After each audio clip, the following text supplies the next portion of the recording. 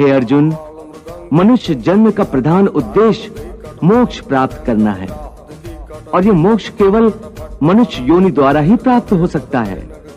इसीलिए मनुष्य के शरीर को मोक्ष का द्वार कहा जाता है। हे अर्जुन, मानव शरीर बड़ी मुश्किल से मिलता है, इसे यूं ही गंवाना नहीं चाहिए। देवता भी मानव शरीर की आकांक्षा करते हैं, परंतु मनुष्य की विडंबना यही है कि वो इस शरीर को अर्थात मोक्ष के अवसर को गंवाता रहता है। सारी आयु भोग विलासों में बिताता है, यहां तक कि जब शरीर छूटने का समय आता है तब भी वासना उसका पीछा नहीं छोड़ती। हे अर्जुन, मृत्यु के समय जो वासना मनुष्य के मन में दृढ़ रहती है, उसी वासना के अंतर्गत मनुष्य का दूसरा जन्म होता है।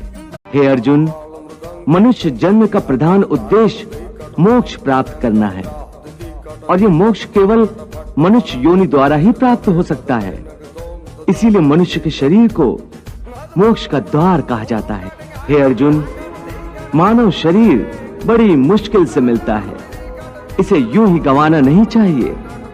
देवता भी मानव शरीर की आकांक्षा करते हैं, परंतु मनुष्य की विडंबना यही है कि वो इस शरीर को अर्थात मोक्ष के अवसर को गंवाता रहता है। सारी आयु भोग विलासों में बिताता है, यहां तक कि जब शरीर छूटने का समय आता है तब भी वासना उसका पीछा नहीं छोड़ती।